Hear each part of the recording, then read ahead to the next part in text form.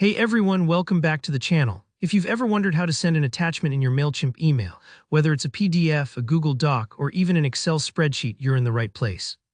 Today, I'll be walking you through the simple process of adding those files to your email campaigns, so your subscribers can easily access your documents without any confusion. By the end of this video, you'll know exactly how to attach files the right way and avoid common mistakes that can trip people up. Alright, let's jump right in. First things first, you'll want to head over to the design section of your Mailchimp campaign.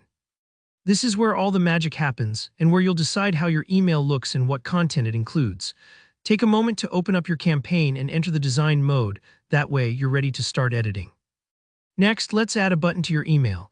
Now, you might wonder why use a button instead of just a regular link or text. Well, a button really stands out visually, making it super clear to your readers where they need to click to get your file.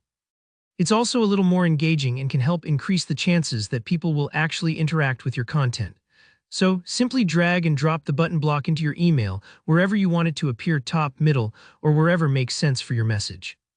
Once you've placed the button, you'll see an option to set what happens when someone clicks it. Here, where you select Link to and from the drop-down menu, choose Web Address and then Convert to File.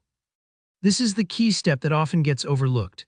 Instead of linking directly to a web page or pasting a link to a shared file, choosing Convert to File tells Mailchimp that you want to attach a file from your computer, and Mailchimp will actually host that file for you.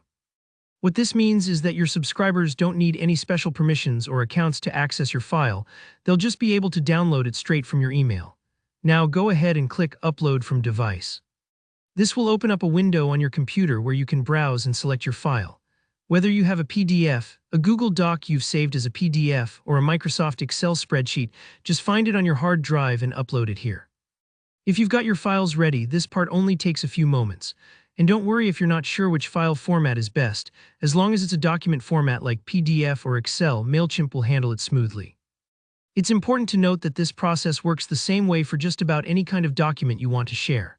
No matter if you're attaching a menu, a newsletter, a customer survey, or a financial report, Mailchimp uses this same workflow. That uniformity can save you time and makes the whole thing super easy once you've done it the first time. And that's really all there is to it.